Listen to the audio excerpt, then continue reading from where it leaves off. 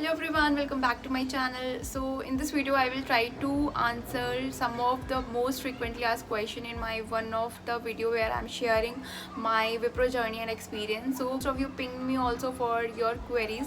So I thought to create a generic video where I'll be covering some of the most asked questions from the comment section. Today in this video I'll try to share my understanding on those questions. Let's get into the video.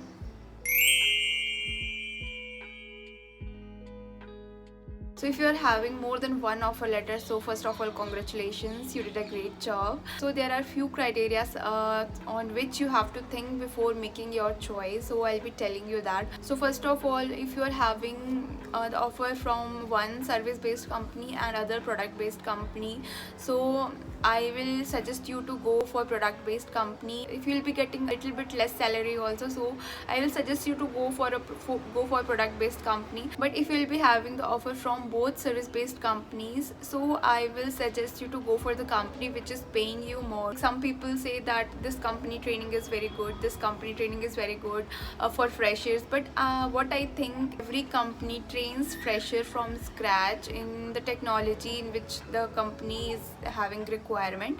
So you don't have to worry that if I go to that company the training will be good. In one company you'll be getting 4.1 lakh and other company you'll getting 3.6. So I will suggest you to go for that 4.1 because they both are service based companies. They are providing services to some other product based companies, so mostly these companies will be having same kind of projects. So whatever you will learn from this company, you're learning the same from other company also. So in terms of learning it will be same, but if you will choose the company which is having less package, thinking that their training is very good, so it's like it will take you 1 year to reach that 4.1 package which you are getting as a fresher. So I will suggest you to think on it.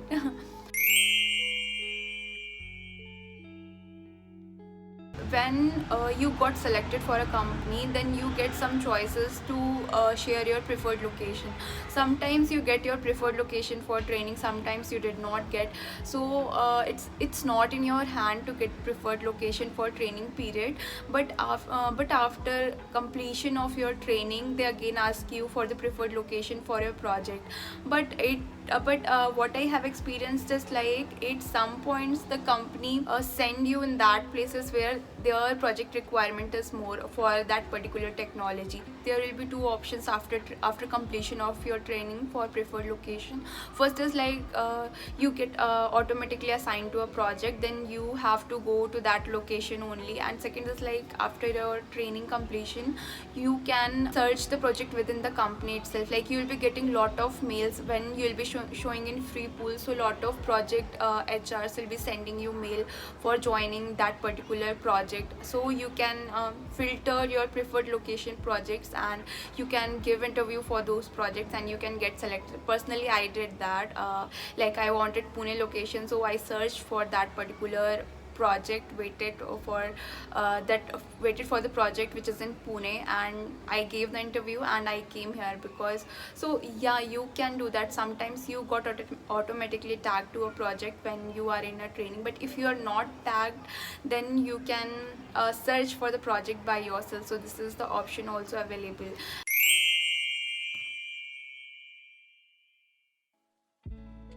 Suppose if you are tagged in a project and you are not liking the project for some of the reasons, maybe for the location or the type of work you are getting there, so I will suggest you to manage for some time, because you are a fresher. And if you will keep doing like this, then your HR will call you again and ask you the reason. I mean, it's not a good thing. And if you'll go to a project, to some other project, then there you will be asked like why you have left that project so early. So personally what I think, as a fresher, whatever the first project you get, you have to show your, you have to give your 100% for that project, rather than thinking that no, this project technology is not good, it won't be helpful for me in future. Because when you get your first project, it's not like you are learning something into, you're learning a lot of coding or learning a lot of technology. It will not decide your future. What you learn in your first project is like how to work in an office, how to perform your work in corporate world, how to communicate with people. You learn lot of basic things. So it's more for that, like for your project is, your first project makes you learn lot of things other than technologies or the type of work you get. So after that project, think or introspect yourself that what you want exactly, which type of project you want to go, search for that type of project, and then decide. So a lot of people ask questions about domain also, like whether this domain is good or not. It's like when you did your training, during training period or after training period or in between, I don't remember exactly like when your domain gets assigned to you. But what I think is like, it's not have very much to do with the type of projects you get, or it does not define your future. So I will say that you don't have to worry much about the type of domain you are getting. You can change it later, or like basically it is assigned to you by the type of requirement the company have. So I was in a banking project, but my domain was something else, not banking and financial, but I was working in a project. So it's up to the company like what type of domain they are having vacancy, so they assign you the domain. So no need to worry that this domain has a good future or not. So don't think like that.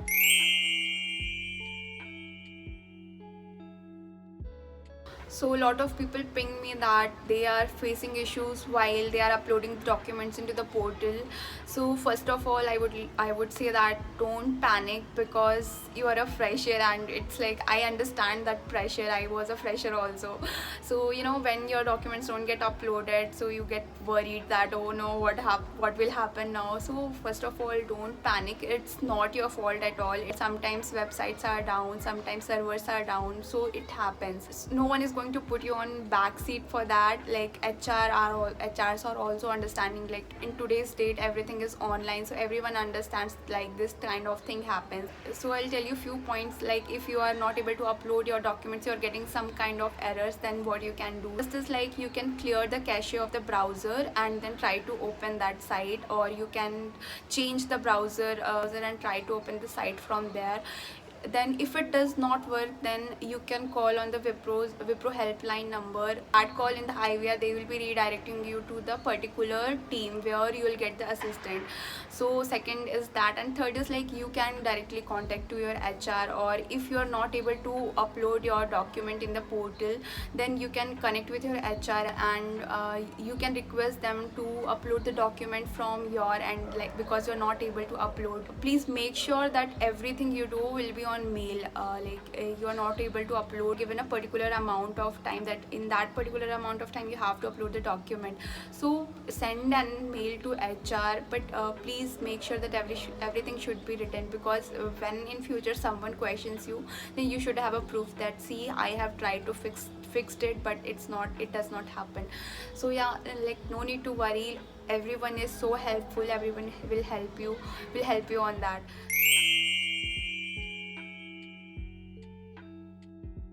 So if you're not from CSE background, you are from some other background, and you are worried that whether you will be able to survive in IT sector or not.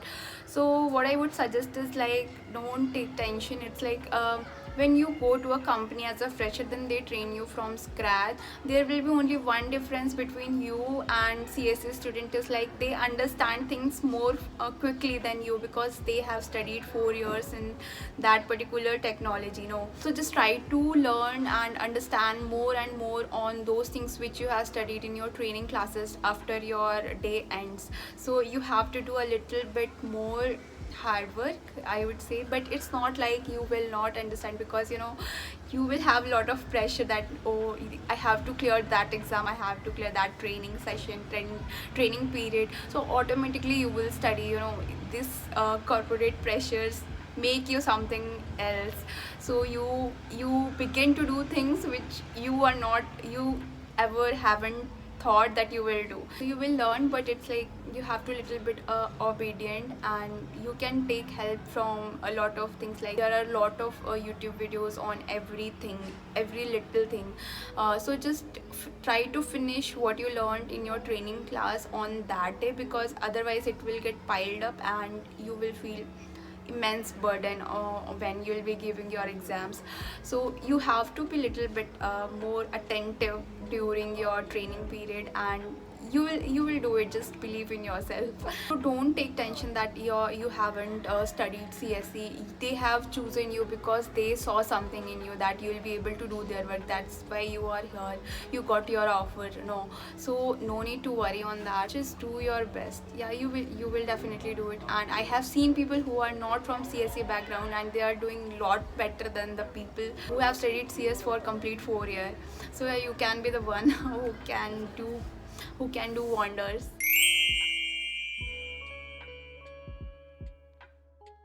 So most of the people have asked me that if they leave the company before their bond ends, then what will happen. So it's like there will be a notice period you give, right? Like when you resign, so you have to serve a notice period. So in your resignation page, you can see a final settlement section where you will be shown like they will not give your 1 or 2 months salary, like whatever your notice period is, and whatever the amount is written in your bond, they will deduct it, because it is written in the bond, and it is their policy that if you leave to that company, they will you have to return that money. It's like you don't have to return the money, you will not given the salary for 1 or 2 months or whatever the amount is written in offer letter. So they will deduct the amount and they will do the settlement. So you can leave the company, but yeah, you have to pay for it.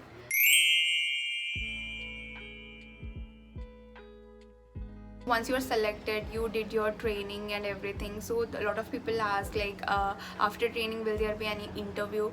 So it's like sometimes there are interviews, sometimes there are not. Suppose if a project is starting from scratch, so there are possibilities that that no one will take, that you don't have to give any interview.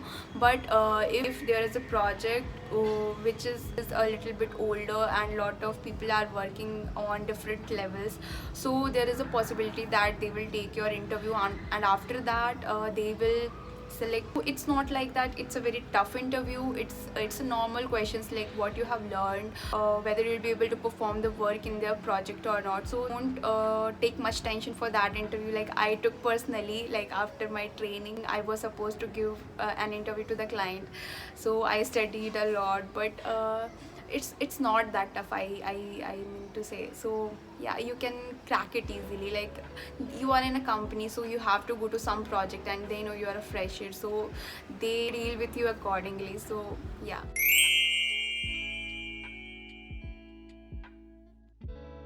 So if you're selected for a company and there is some amount of time still left before your training period joining, so definitely you'll think like what things I will study before joining so that I can make my training experience and my journey smooth.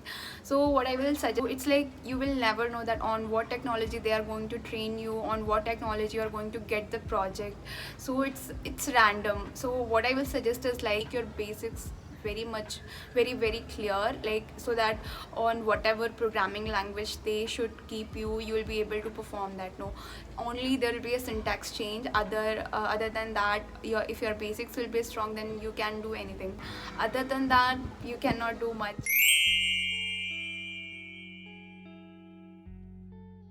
People ask me that what if your English communication is not good. So I will say that if your English communication is not very much good, then you will not face much difficulties. But like if you got assigned to a project and your project is of on site, so sometimes you have to communicate with the clients, and sometimes you are the person who will be hosting the meeting.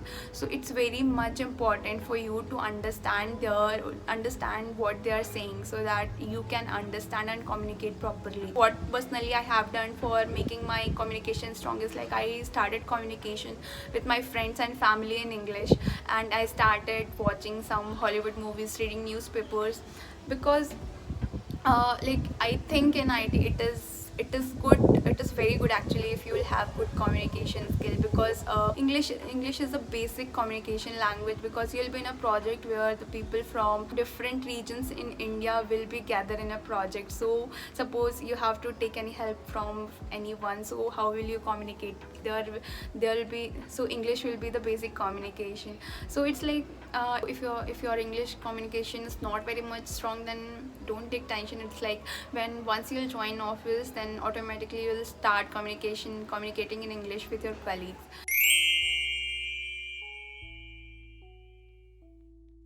So a lot of people ask me about work pressure also. Once I'll join, what will the work pressure, and whether I'll be able to complete other preparation for competitive exams or not.